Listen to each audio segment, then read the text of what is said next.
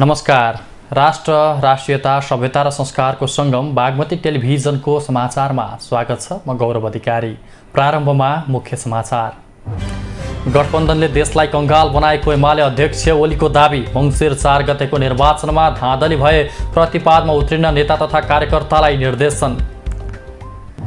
निर्वाचनपछि आफ्नै पार्टी नेतृत्वमा सरकार बन्ने काङ्ग्रेस महामन्त्री थापाको दाबी। केही दिनभित्रै गठबन्धन दलहरूबीच सिट बाँडफाँडको विषयमा टुङ्गो लाग्ने विश्वास।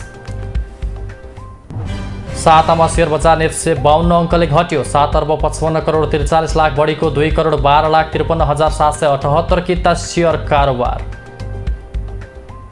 युरोपमा इन्धन आपूर्ति बन्द भएपछि युरोपमा इन्धनको हाहाकार। युरोपका लागि पाइपलाइनबाट तेल तत्कालै आपूर्ति नहुने। र राष्ट्रिय टोलीका गोलकिपर किरण चेम्जुङ र ओलम्पियन पलेसा गोवर्धन राखेको उत्कृष्ट वर्ष खेलाडीबाट सम्मानित। एथलेटिक्सका सुदीप थारू जुनियर तर्फको उत्कृष्ट वर्ष खेलाडी।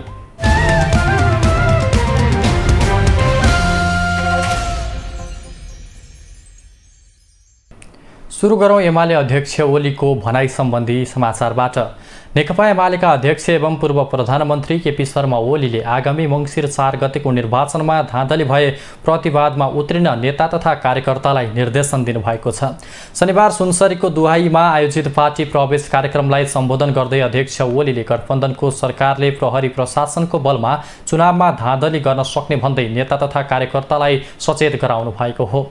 सुनसरी क्षेत्र नम्बर 3 बाट नेपाली काङ्ग्रेसका नेता विजय कुमार गच्छदारसँग पराजित भएकी एमाले नेत्री भगवती चौधरीको प्रसङ्ग कोट्याउँदै अध्यक्ष ओलीले चुनावमा धाँधली गर्न सक्ने भन्दै त्यसको प्रतिवादमा उत्रिन तयार रहनुपर्ने बताउनु भयो। उहाँले यसभन्दा अघि 2 पटकसम्म नेकपा एमालेले जितको उक्त क्षेत्र प्रहरी प्रशासन लगाएर राज्य शक्तिको दुरुपयोग गरेर र बाकस साटेर हार घोषणा गराइएको दावी गर्नुभयो।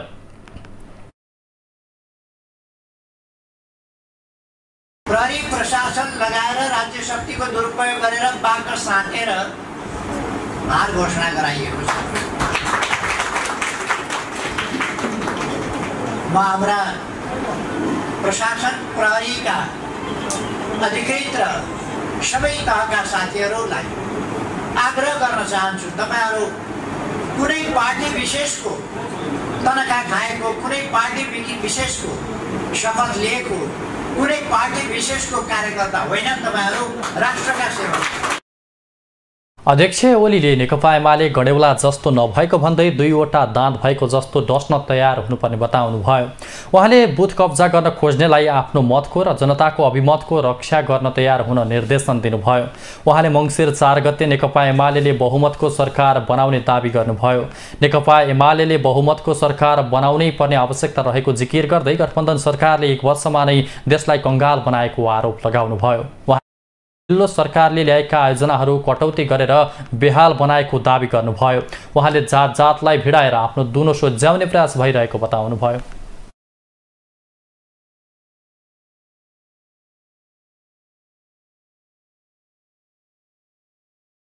हामी जातका कुरामा अल्मलिँदैन। जातका कुरा गरेर हामीलाई फुटाएर जातमा बाँडेर आफ्नो संकीर्ण स्वार्थको दुनो सोझ्याउन खोज्नेहरू तिनीहरूले कोसिस गर्नेछ, तर ती प्रयासहरूलाई हामी असफल पार्छौँ। अध्यक्ष ओलीले मङ्सिर 4 गते हुने निर्वाचनमा देश, जनता, लोकतन्त्र, राष्ट्रियता, स्वाधीनता, स्वतन्त्रताले हार्न नहुने बताउनुभयो। सरकारमा रहेको दल त्यागेर अहिले नेकपा एमाले प्रवेश गर्नेको लहर चलेको उहाँको भनाइ थियो।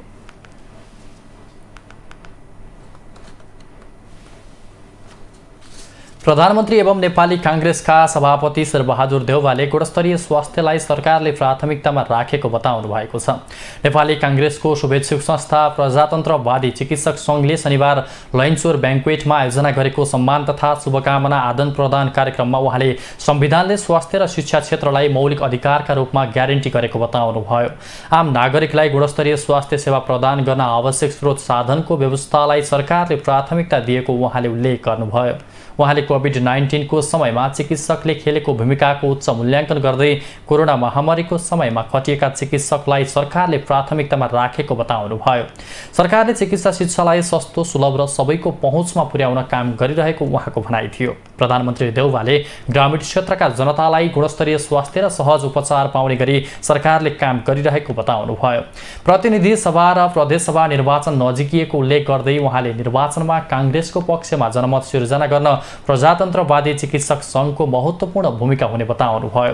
कार्यक्रममा काङ्ग्रेस उपसभापति धनराज गुरुङले मुलुकको हरेक आन्दोलनको नेतृत्व काङ्ग्रेसले गरेको उल्लेख गर्दै समृद्ध नेपालको नेतृत्वका लागि आगामी निर्वाचनमा पार्टीलाई पहिलो बनाउनु पर्ने धारणा राख्नुभयो।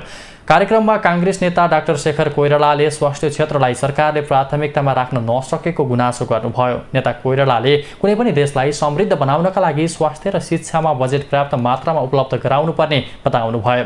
जनतासँग प्रत्यक्ष जोडिएको स्वास्थ्य र शिक्षा मन्त्रालयलाई आगामी दिनमा काङ्ग्रेस आफैले राख्नुपर्ने उहाँको भनाइ थियो।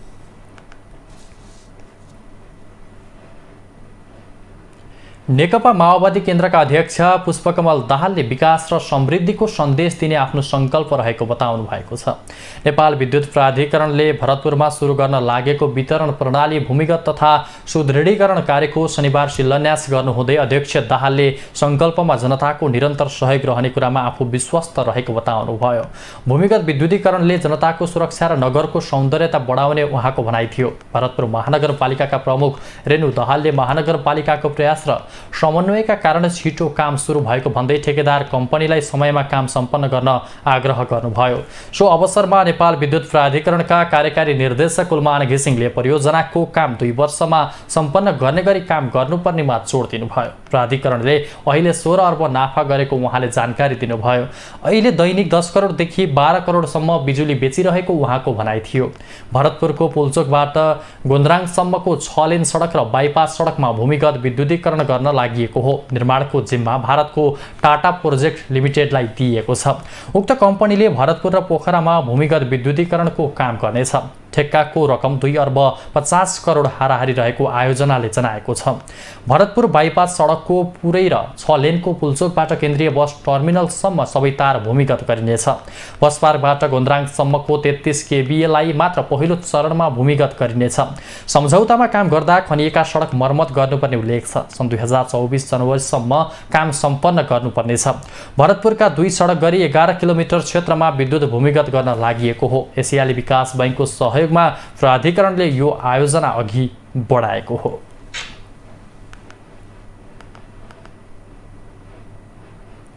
सत्तारूढ नेपाली काङ्ग्रेसका महामन्त्री गगन कुमार थापाले प्रदेशसभा र प्रतिनिधि सभा निर्वाचनपछि आफ्नै पार्टी नेतृत्वमा सरकार बन्ने दाबी गर्नुभएको छ। सत्तारूढ गठबन्धन मिलेर चुनावमा जाने र आफ्नै पार्टी नेतृत्वमा आगामी निर्वाचनपछि पनि सरकार बन्नेमा कुनै अलमल नरहेको महामन्त्री थापाको भनाइ थियो। प्रशासन व्यवस्थापन र विकास केन्द्रले शनिबार काठमाडौँमा आयोजना गरेको एक कार्यक्रममा बोल्दै उहाँले केही दिनभित्र गठबन्धन दलहरूबीच सिट बाँडफाँडको विषयमा टुङ्गो लाग्ने विश्वास समेत व्यक्त गर्नुभयो। महामन्त्री थापाले गठबन्धन दलहरूबीच सिट बाँडफाँड टुङ्गिने बित्तिकै उम्मेद्वार तय गरेर निर्वाचनको अभियानमा जुट्ने पनि बताउनुभयो। निर्वाचनको अब केही दिनमा निर्वाचनमा हामीहरू उम्मेदवारी चयन गरेर जुट्छौँ। अहिले त अब गठबन्धन भन्ने भएकोले गर्दा को कहाँ लड्ने यसको तालमेल मिलाउँदैछौँ। अहिले सम्पूर्ण ध्यान त्यसमा छ। केही दिनपछि हाम्रो ध्यान उम्मेदवारी चयनमा हुन्छ, त्यसपछि हाम्रो चुनावी अभियानमा हुन्छ। यो पटक निर्वाचन पनि जित्छौँ हामी, हाम्रो नेतृत्वमा सरकार बन्छ, त्यसमा पनि कुनै अलमल भएन। महामन्त्री थापाले आफ्नो पार्टीबाट निर्वाचित स्थानीय तहलाई सशक्त बनाउनका लागि पार्टीले केही दिनभित्रै स्थानीय सरकार सबलीकरण तथा अनुगमन इकाइ गठन गर्ने बताउनुभयो। उहाँले स्थानीय सरकारलाई जनताको पक्षमा काम गराउन पनि पार्टीभित्र सो इकाइको आवश्यकता रहेको पनि स्पष्ट पार्नुभयो। स्थानीय सरकारको साथी निर्वाचित भएर आउनुभयो। पार्टीमा हामी एउटा डेडिकेटेड र एउटा पर्मानेन्ट खालको एउटा इकाइ बनाउन खोज्दैछौँ, जसलाई हामी स्थानीय सरकार सबलीकरण तथा अनुगमन इकाइ भनेर पार्टीभित्र राख्न खोज्दैछौँ, जसले 5 वर्ष हाम्रो स्थानीय सरकारलाई निरन्तर रूपमा उहाँहरूलाई इनेबल गर्ने हो, एम्पावर गर्ने हो। महामन्त्री थापाले सरकार बनाउनुभन्दा पनि जनताको पक्षमा काम गर्नु ठूलो कुरा भएको उल्लेख गर्दै त्यसका लागि आवश्यक तयारी गरेर अघि बढ्न आफ्नो पार्टीले काम गरिरहेको पनि बताउनुभयो।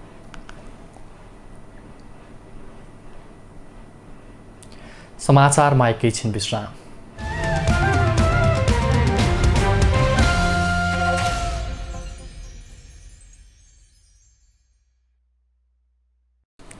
हामी समाचारको निरन्तरतामा छौँ। अब बाँकी समाचार। पछिल्लो 24 घण्टामा 200 जनामा कोरोना भाइरसको सङ्क्रमण पुष्टि भएको छ।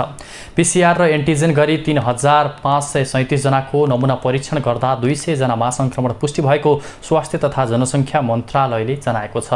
यही अवधिमा 339 जना निको भएसँगै सक्रिय सङ्क्रमितको सङ्ख्या 2642 जनामा झरेको छ। 24 घण्टामा सङ्क्रमणका कारण 2 जनाको ज्यान गएको छ। यो सँगै कोरोना सङ्क्रमणबाट नेपालमा मृत्यु हुनेको सङ्ख्या 12,700 पुगेको छ। 12,007 पुगेको छ। यस्तै पछिल्लो 24 घण्टामा थप 2,97,115 जनाले कोरोना विरुद्धको खोप लगाएको विवरण प्राप्त भएको स्वास्थ्य मन्त्रालयले जनाएको छ।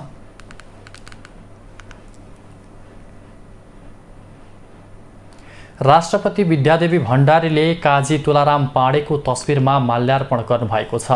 शनिबार काठमाडौँको तलेजु भवानी मन्दिर परिसरमा काजी कालु पाँडे, काजी तुलाराम पाँडे स्मृति प्रतिष्ठानले आयोजना गरेको काजी तुलाराम पाँडेको स्मृति सभामा राष्ट्रपति भण्डारीले काजी पाँडेको स्मरणमा उहाँको तस्बिरमा माल्यार्पण र पुष्पगुच्छ अर्पण गर्नुभएको हो। टिस्टुङ पालुङ दहचो गोर्खाको विजय अभियानमा काजी तुलाराम पाँडेले महत्त्वपूर्ण भूमिका निर्वाह गर्नुभएको थियो। स्मृति सभामा सञ्चार तथा सूचना प्रविधि मन्त्री ज्ञानेन्द्र बहादुर कार्की, काठमाडौँ महानगरपालिकाकी उपप्रमुख सुनिता डङ्गोल लगायतको उपस्थिति थियो। स्मृति सभामा राष्ट्रपति भण्डारीले काजी कालु पाँडे श्रद्धाञ्जली पुस्तिका लोकार्पण गर्नुभएको थियो।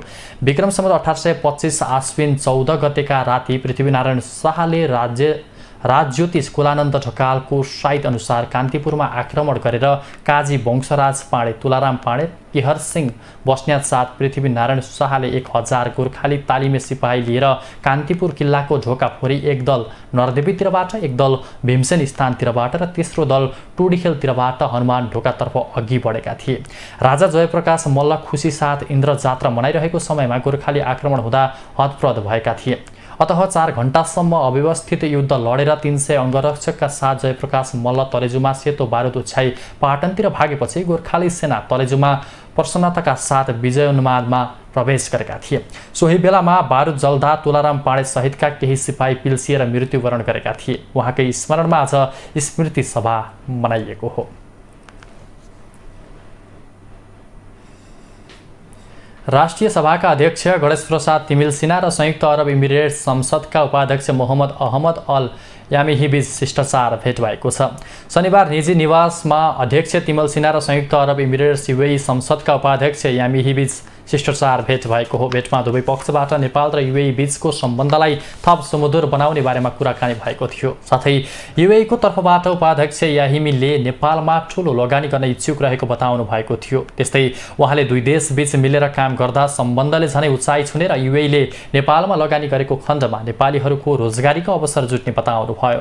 अध्यक्ष तिमिल सिन्हाले भने नेपाल युएईको सहयोगमा लिएर काम गर्न तयार रहेको बताउनु भयो। भेटेपछि सञ्चारकर्मीहरूसँगको संक्षिप्त कुराकानीमा नेपाल मुस्लिम आयोगका अध्यक्ष समीम मिया अन्सारीले भेटमा नेपालमा व्यापारको लगानीदेखि नेपालका लागि सहयोग र दुई देशबीचको सम्बन्ध राम्रो बनाउने विषयमा छलफल भएको बताउनु भयो।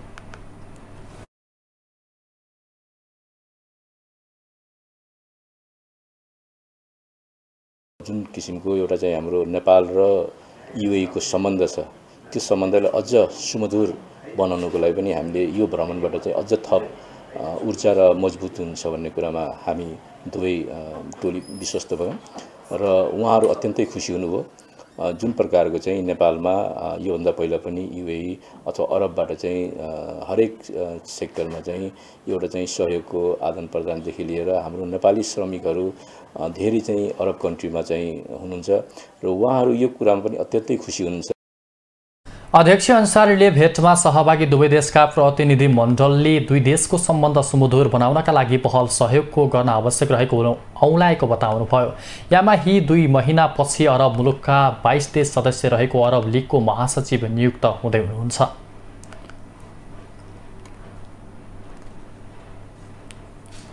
नेपाली कांग्रेसका वरिष्ठ नेता रामचन्द्र पौडेलले शिक्षा र स्वास्थ्यको जिम्मा सरकारले लिनुपर्ने बताउनु भएको छ। तनहुँको ब्यास नगरपालिका 1 भातगाउँ स्थित आदिकवि भानुभक्त क्याम्पसको शनिबार आयोजित 36औं वार्षिक उत्सव तथा 11औं साधारण सभाको उद्घाटन गर्दै उहाँले संविधानमा नै समाजवाद उन्मुख लेखिएकाले शिक्षा र स्वास्थ्यको जिम्मेवारी सरकारले लिनुपर्ने बताउनुभयो। देशलाई काम गर्ने जनशक्ति आवश्यक भएको उल्लेख गर्दै नेता पौडेलले सिपुवान नागरिक तयार गर्ने खालको शिक्षा अहिलेको आवश्यकता रहेको औल्याउनुभयो। आदिकवि भानुभक्त क्याम्पसलाई प्राविधिक क्याम्पसको रूपमा रूपान्तरण गर्नुपर्ने उहाँको भनाइ थियो। वरिष्ठ नेता पौडेलले मुलुकको नेतृत्व गर्ने इच्छा शक्ति आफूमा रहेकोले अहिले सक्रिय राजनीतिबाट विश्राम नलिने बताउनुभयो। हाल उक्त क्याम्पसमा 3100 विद्यार्थी अध्ययनरत छन्।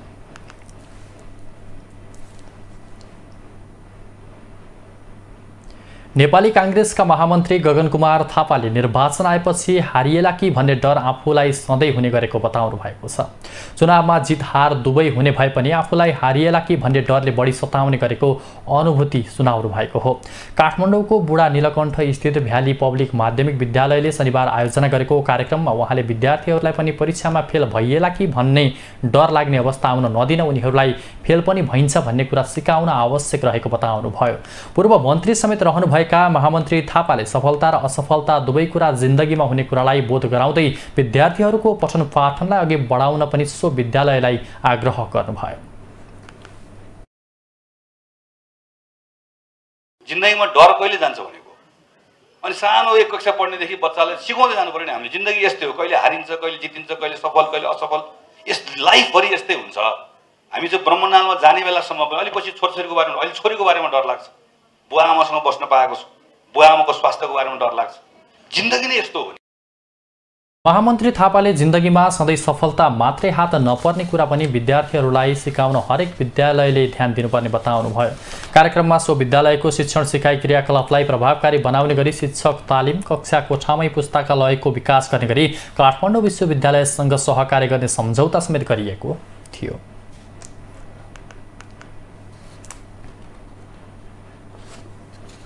प्रमुख प्रतिपक्ष दल नेकपा एमालेका उपाध्यक्ष एवं पूर्व सभामुख सुभाष नेमाङले सत्तारूढ गठबन्धन चुनावसँग डराइरहेको टिप्पणी गर्नुभएको छ। सत्तारूढ गठबन्धन आगामी प्रदेश सभा र प्रतिनिधि सभा निर्वाचनमा जान डराइरहेको उहाँको भनाइ थियो। पार्टीको केन्द्रीय सम्पर्क समन्वय कमिटीले शनिबार काठमाडौँमा आयोजना गरेको एक कार्यक्रममा बोल्दै उहाँले सत्तारूढ दलहरूकै कारण मङ्सिर 4 गते नै सो निर्वाचन हुनेमा ढुक्क हुने अवस्था नरहेको पनि पटक पटक दोहोर्याउनु भयो। उपाध्यक्ष नेमाङले निर्वाचनपछि पार्टी अध्यक्ष केपी शर्मा ओली नेतृत्वको सरकार बन्ने दाबी गर्दै त्यसको तयारीमा जुट्न पनि पार्टीका नेता कार्यकर्तालाई आह्वान गर्नुभयो।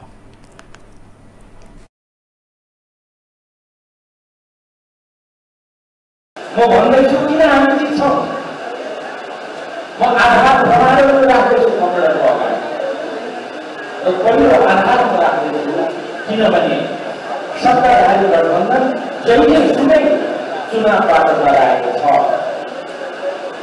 स्थानीय तहको निर्वाचन हामीले ठुलो दबाब दिए पश्चात, निर्वाचन आयोगले दबाब दिए पश्चात मात्रै। उपाध्यक्ष नेमाङले सरकारले लोकतान्त्रिक विधि र प्रक्रियालाई समेत लत्याएको आरोप लगाउनुभयो। उहाँले निर्वाचनपछि जनताले आफ्नो पार्टीको पक्षमा मतदान गर्ने विश्वास समेत व्यक्त गर्नुभयो।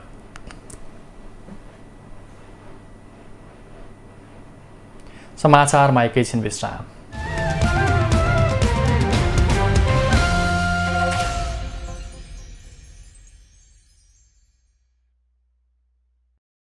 हामी समाचारको निरन्तरतामा छौँ। अब बाँकी समाचार। लगातारको वर्षातका कारण कपिलवस्तुको विजयनगर गाउँपालिकामा रहेको शङ्करपुर ताल फुटेपछि 15 गाउँ जोखिममा परेका छन्। लगातारको वर्षाका कारण तालको ढिल फुटेसँगै जोखिम बढेको हो। गाउँपालिकाकै पर्यटकीय स्थलका रूपमा परिचित बन्ने राम्रो सम्भावना बोकेको सो ताल फुटेसँगै स्थानीय त्रसित भएका छन्। ताल फुटिसकेकोले गाउँपालिकाका करिब 15वटा गाउँका स्थानीय जोखिममा परेको जनाइएको छ। तत्काल फुटेको ठाउँमा मर्मत गर्ने अवस्था नरहेको जिल्ला प्रशासन कार्यालयका प्रमुख धर्मेन्द्र मिश्रको भनाइरहेको छ। उहाँले पानी बगेका कारणले बस्तीमा क्षति हुन पुगे पीडितहरूलाई राहत र उद्धारका कार्य गरिनुका साथै सशस्त्र प्रहरी र नेपाल सेनाको टोली रेस्क्युको लागि तयारी अवस्थामा राखेको जानकारी दिनुभयो।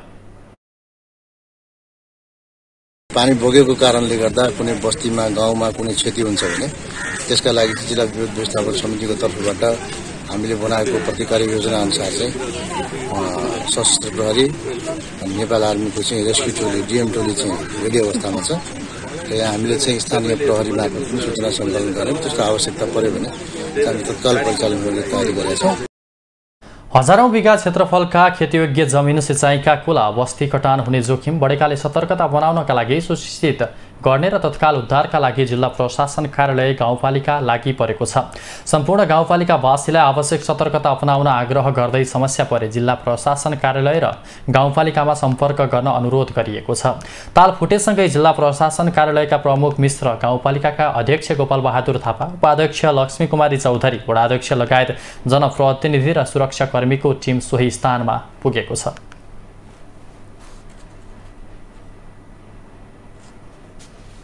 पोखरा महानगरपालिकाले नयाँ नेतृत्व आएपछिका 100 दिनका उपलब्धि सार्वजनिक गरेको छ।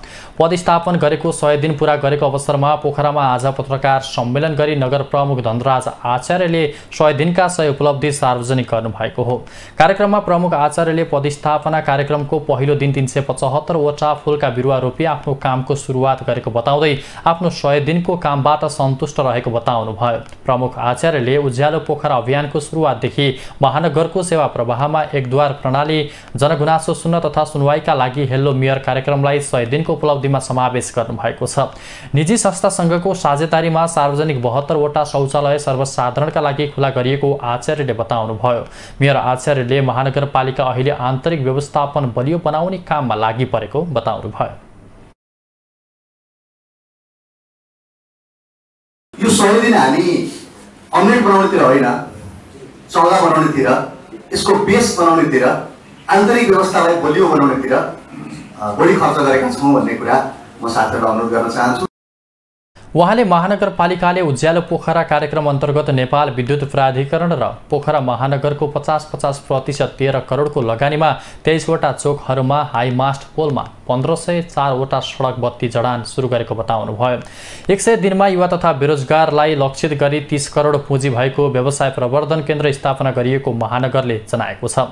साबिक लेखनाथ नगरपालिकाको तालचोकदेखि बेगनास ताल बस पार्कसम्मको सडक 4 लेनको बनाउन 75 करोडमा ठेक्का सम्झौता भइसकेको बताएको छ। आगामी अंग्रेजी नयाँ वर्षको अवसरमा पोखराको अन्तर्राष्ट्रिय विमानस्थल सञ्चालन गर्ने तयारी रहेकोले त्यो भन्दा पहिले अन्यन्त्र फोहोर व्यवस्थापन हुने महानगरको भनाइ छ।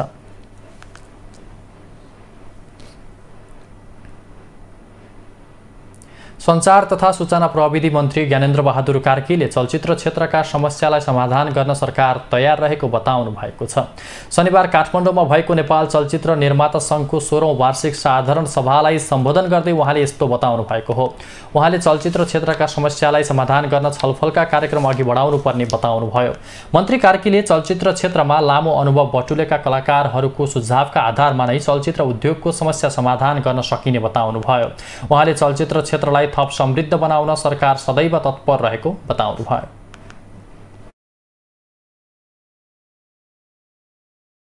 तपाईहरुको पनि कुरा सुनेर यो क्षेत्रलाई अरु समृद्ध गर्नका निमित्त के भूमिका निर्वाह गर्न सकिन्छ, व्यक्तिगत रूपमा त्यो भूमिका निर्वाह गर्न म तयार रहेको यहाँलाई निवेदन गर्दै कार्यक्रममा चलचित्र विकास बोर्डका अध्यक्ष भुवन केसीले चलचित्र क्षेत्रमा रहेका सम्भावनाका ढोकालाई खोल्न आवश्यक रहेको बताउनुभयो। उहाँले नेपाली कलाकार र प्रविधिकहरूमा दक्षताको कुनै कमी नरहेको दावी गर्दै नेपाली सिनेमा क्षेत्र पनि संसारको सिने उद्योगसँग प्रतिस्पर्धा गर्न योग्य बनाउन पहल गर्ने बताउनुभयो। उहाँले चलचित्र विकास बोर्डले नेपालमै निर्मित नेपाली भाषाका चलचित्रलाई पहिलो प्राथमिकतामा राख्ने स्पष्ट पार्नुभयो। उहाँले चलचित्र क्षेत्रको विकास हुन नसक्नुको कारण पहिचान गरी 1-2 दिनभित्र नै मन्त्रालयलाई जानकारी गराउने प्रतिबद्धता जनाउनुभयो। हामी सबैजना मिलेर एउटा यसको प्रमुख कारण के हो त चलचित्र क्षेत्र अगाडि नबढ्नुको प्रमुख कारण के हो त भनेर सल्लाह गरेर 2-3 दिनभित्रमै हामी मन्त्रालयमा बुझाउनेछौँ। अध्यक्ष केसीले चलचित्र उद्योगलाई बुझेर काम गर्ने हो भने विश्वमा सबैभन्दा ठूलो आयस्रोत चलचित्र उद्योग बन्ने दावी गर्नुभयो। उहाँले चलचित्र क्षेत्रलाई विकास गर्न कसैले कसैको खुट्टा तान्ने नभई एकजुट हुन जरुरी रहेको पनि बताउनुभयो।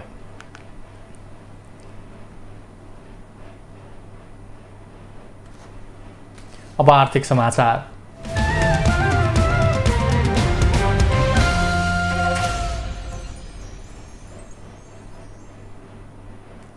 धितोपत्र दोस्रो बजार ऐतिहासिक बिन्दुदेखि घट्न सुरु गरेको 1 वर्ष बितिसकेको छ।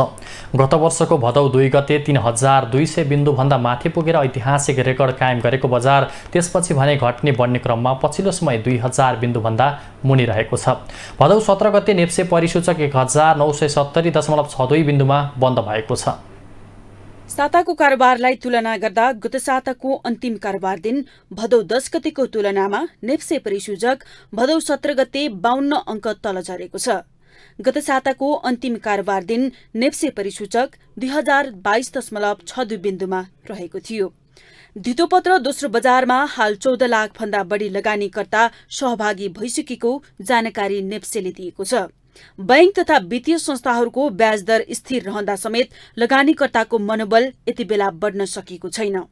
सूचीकृत कम्पनीहरूमध्ये यति बेला म्युचुअल फण्डहरूले मात्र गत आर्थिक वर्षको लाभांश वितरण गर्न सुरु गरेका छन्।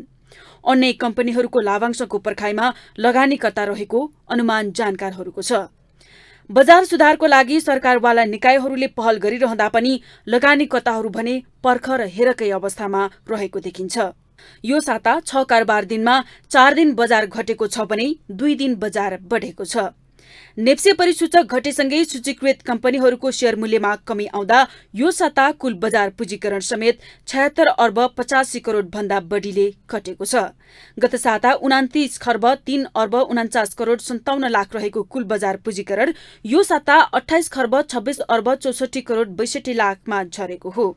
गत साताको भन्दा यो साता 2 अर्ब 9 करोड 10 लाख भन्दा बढीको 47 लाख 48,689 किता कम धितोपत्र खरिद बिक्री भएको छ। गत साता 9 अर्ब 64 करोड 54 लाख भन्दा बढीको 2 करोड 61 लाख 2,467 किता धितोपत्र खरिद बिक्री भएकोमा यो साता 7 अर्ब 55 करोड 43 लाख भन्दा बढीको 2 करोड 12 लाख 53,778 किता मात्र धितोपत्र खरिद बिक्री भएको हो।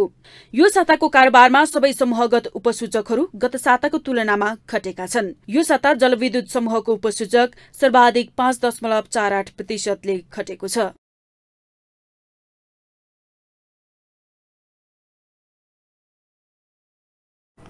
अब अन्तर्राष्ट्रिय समाचार।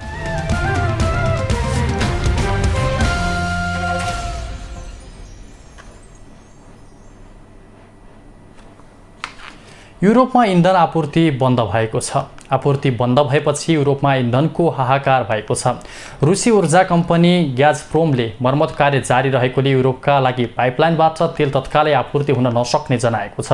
सो कम्पनीले गत बुधबारदेखि मर्मत थालेको थियो। कम्पनीले उक्त पाइपलाइनमा भएको खराबी चेक जाँच गरेर मर्मत गर्न थप समय लाग्ने विज्ञप्ति मार्फत जनाएको छ। सो कम्पनीले जर्मनी र अन्य युरोपेली मुलुकहरूमा आवश्यक तेल पूर्ति गर्दै आएको छ। कम्पनीले आपूर्ति बन्द गरेसँगै जाडोयाममा इन्धनको पर्याप्त उपलब्धता नहुने बताइएको छ।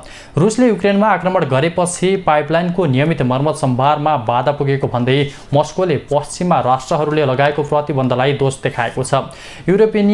युरोपियन युनियनका केही अधिकारीहरूले भने रुसले ऊर्जालाई हतियारको रूपमा प्रयोग गरेको आरोप लगाउँदै आएका छन्, तर कम्पनीले भने नियमित मर्मतका लागि आपूर्ति बन्द गरिएको जनाएको छ। रुस र युक्रेनको युद्ध चर्किएसँगै इन्धनको मूल्य अत्याधिक वृद्धि हुँदा युरोपेली उद्योग र उपभोक्ता मारमा परेको बताइएको छ।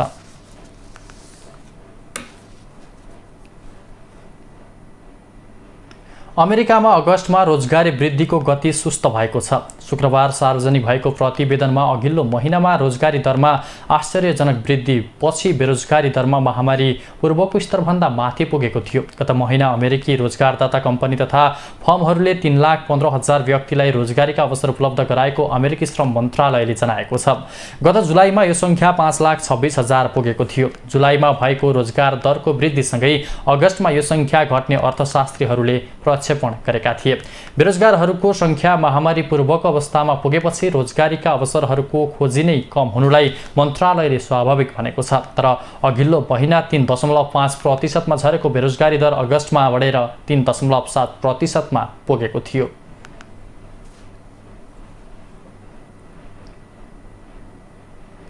भारतको पूर्वी राज्य बिहारमा चट्याङ लागेर 17 जनाको ज्यान गएको छ। सरकारी प्रसारण संस्था अल इन्डिया रेडियोका अनुसार गएको 24 घण्टामा राज्यका 6 वटा जिल्लामा मेघगर्जन र चट्याङसहित भारी वर्षा भएको तथा खेतमा काम गरिरहेका 17 जना किसानको चट्याङ लागेर ज्यान गएको हो। गया जिल्लामा 3 जना, बालबालिका सहित 5 जना तथा भोजपुर, औरंगाबाद, जेहनबाद, कैमूर र रोहतास जिल्लामा 12 जनाले ज्यान गुमाएको अल इन्डिया रेडियोले जनाएको छ। गएको जुन र जुलाईमा पनि बिहार राज्यमा चट्याङ लागेर 60 जनाको ज्यान गएको थियो। प्रत्येक वर्ष याममा चट्याङ लागेर सयौंको ज्यान जाने गरेको छ। आउँदो 5 दिनसम्म उत्तरी पूर्वी भारत र बिहार, झारखण्ड तथा सिक्किम सहित पश्चिम बङ्गालको पहाडी क्षेत्रमा ठूलो पानी पर्ने पूर्वानुमान मौसम विभागले गरेको छ। यसैबीच बिहारका मुख्यमन्त्री नीतीश कुमारले चट्याङ लागेर ज्यान गुमाएकाहरूको परिवारजनप्रति दुःख व्यक्त गर्दै मृतकका परिवारलाई भारु 4 लाख राहत स्वरूप उपलब्ध गराइने घोषणा गर्नुभएको छ।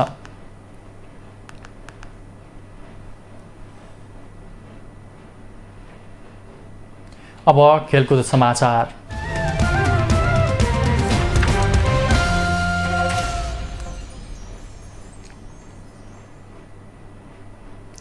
नेपालले दोस्रो एकदिवसीय खेलमा घरेलु टोली केन्यालाई पराजित गरेको छ।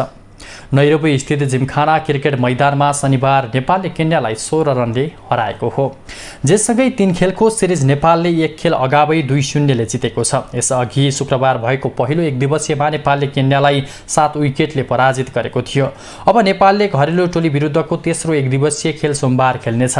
नेपालले दिएको 231 रनको लक्ष्यसहित जवाफी ब्याटिङ गरेको केन्याले 46 ओभर 3 बलमा अल आउट हुँदै 214 रन बनाउन सक्यो। केन्याका लागि रकी पटेलले 81 रनको अर्धशतकीय इनिङ खेले। कोलिन्स ओबुयाले 37 रन जोड्दा नेल्सन ओदियाम्बोले 28 रन बनाए। नेपालका दिपेन्द्र सिंह हेरीले 4 तथा सोमपाल कामीले 3 विकेट लिए। करण केसी, आदिल अन्सारी र पवन सराफले 1-1 विकेट लिए। त्यसअघि टस जितेर पहिले ब्याटिङ गरेको नेपालले 49 ओभर 2 बलमा अल आउट हुँदै 230 रन बनाएको थियो। नेपालका लागि कप्तान रोहित पौडेलले 78 रनको अर्धशतकीय इनिङ खेले। रोहितले 95 बलमा 7 चौका प्रहार गरे। त्यस्तै देव खनालले 37 रन जोड्दा सोमपाल कामीले 26 रन बनाए। ज्ञानेन्द्र मल्लले 25, वसिर अहमदले 17, आदिल अन्सारीले 14, अर्जुन साउदले 5 तथा दिपेन्द्र सिंह हेरी र पवन सराफ समान 2 रन बनाएर आउट भए। करण केसी 11 रनमा आउट हुँदा आदिल आलम 0 रनमा अभिजित रहे। केन्याका विराज पटेल, सेम एनगोचे, नेहमी आदियाम्बोले 2-2 विकेट लिए। नेपालले यसअघि केन्या विरुद्धको 5 खेलको टी20 अन्तर्राष्ट्रिय सिरिज 3-2 ले जितेको थियो।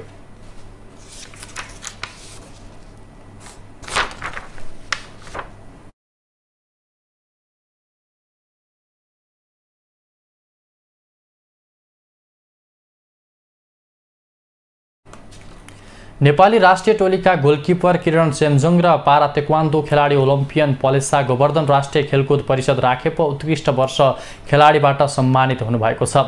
राखेपको 59औं वार्षिक उत्सवको अवसरमा आयोजना भएको कार्यक्रममा राखेपले फुटबलका किरण र पारा तेक्वान्डोकी पलेसालाई सम्मान गरेको हो। यस्तै टेबल टेनिसकी इभाना थापा र एथलेटिक्सकी सुदीप थारू जुनियरतर्फको उत्कृष्ट वर्ष खेलाडीबाट सम्मानित हुनुभयो।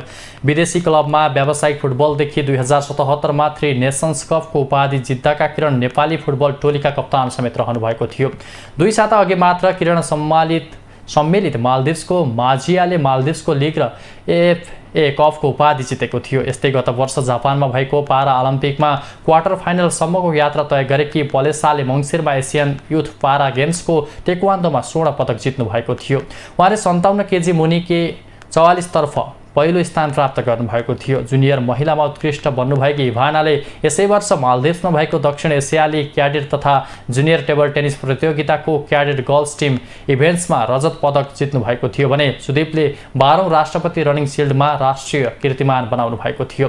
राखेपले वार्षिक उत्सवको अवसरमा नेपाल ट्रायथलोन सङ्घलाई उत्कृष्ट सङ्घ घोषणा गरेको छ। त्यस्तै राष्ट्रिय क्रिकेट टोली, राष्ट्रिय भलिबल टोली लगायतलाई प्रायोजन गर्दै आएको केल्मीको आधिकारिक विक्रेता कामरू ट्रेडिङ सोही अवसरमा सम्मानित भएको छ। त्यस्तै द हिमालयन टाइम्सका खेलकुद ब्युरो प्रमुख महेश आचार्य र राष्ट्रसखी मुना कार्कीले खेलकुद पत्रकारको रूपमा सम्मान थापे। कार्यक्रममा खेलाडी सङ्घ, पालिका, कर्मचारी, प्रायोजक लगायतलाई सम्मान गरिएको थियो। खेलाडी सहित 16 जना सम्मानित भएका थिए। त्यस्तै दीर्घ सेवा पदक र परिषद सेवा पदक गरी 141 राखेप कर्मचारी पनि विभूषित भएका छन्। मन्त्री गहतराज राखेप, सदस्य सचिव टङ्कलाल घिसिङ लगायतले खेलाडी कर्मचारीलाई सम्मान विभूषित गर्नुभएको थियो।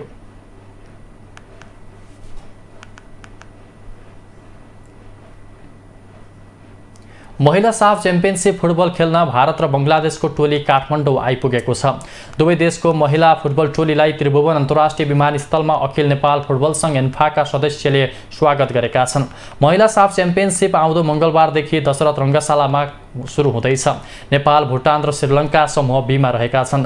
भारत, पाकिस्तान, मालदिप्स र बङ्गलादेश समूह एमा रहेका छन्। नेपालले आउँदो मङ्गलबार बेलुका 5:30 बजे भुटानसँग उद्घाटन खेल खेल्नेछ। असोज 3 गतेसम्म हुने प्रतियोगितामा बङ्गलादेशले मालदिप्ससँग खेल्दै सुरुवात गर्नेछ।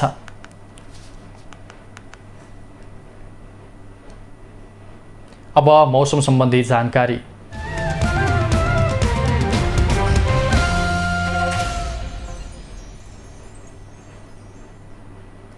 आज राति प्रदेश नम्बर 1 मध्य प्रदेश, बागमती प्रदेश र गण्डकी प्रदेशमा सामान्य बदली रहने तथा बाँकी प्रदेशहरूमा आंशिकदेखि सामान्य बदली रहनेछ। प्रदेश 1 मध्य प्रदेश, बागमती प्रदेश र गण्डकी प्रदेशका केही स्थानहरूमा, बाँकी प्रदेशहरूका थोरै स्थानहरूमा मेघगर्जन, चट्याङसहित हल्कादेखि मध्यम वर्षाको सम्भावना रहेको छ। गण्डकी प्रदेशका 1-2 स्थानहरूमा भारी वर्षाको सम्भावना रहेको छ।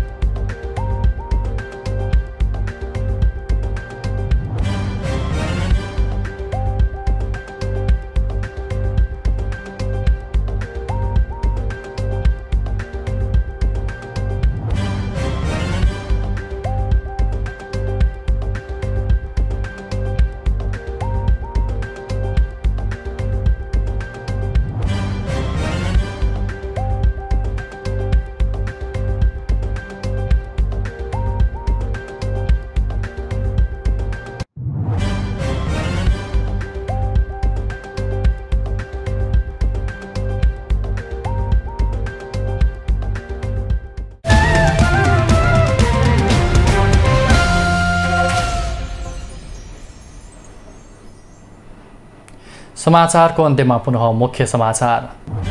गठबन्धनले देशलाई कंगाल बनाएको एमाले अध्यक्ष ओलीको दाबी। मङ्सिर 4 गतेको निर्वाचनमा धाँधली भए प्रतिवादमा उत्रिन नेता तथा कार्यकर्तालाई निर्देशन। निर्वाचनपछि आफ्नै पार्टी नेतृत्वमा सरकार बन्ने कांग्रेस महामन्त्री थापाको दाबी। केही दिनभित्रै गठबन्धन दलहरूबीच सिट बाँडफाँडको विषयमा टुङ्गो लाग्ने विश्वास। सातामा शेयर बजार नेप्से 52 अङ्कले घट्यो। 7 अर्ब 55 करोड 43 लाख बढीको 2 करोड 12 लाख 53,778 किता शेयर कारोबार। युरोपमा इन्धन आपूर्ति बन्द भएपछि युरोपमा इन्धनको हाहाकार। युरोपका लागि पाइपलाइनबाट तेल तत्कालै आपूर्ति नहुने। र राष्ट्रिय टोलीका गोलकिपर किरण चेम्जोङ र ओलम्पियन पलेसा गोवर्धन राखेपो उत्कृष्ट वर्ष खेलाडीबाट सम्मानित। एथलेटिक्सका सुदीप थारू जुनियर तर्फको उत्कृष्ट वर्ष खेलाडी।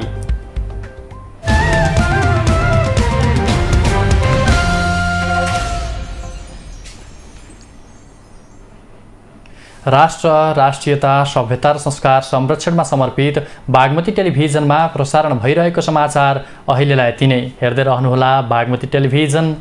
नमस्कार।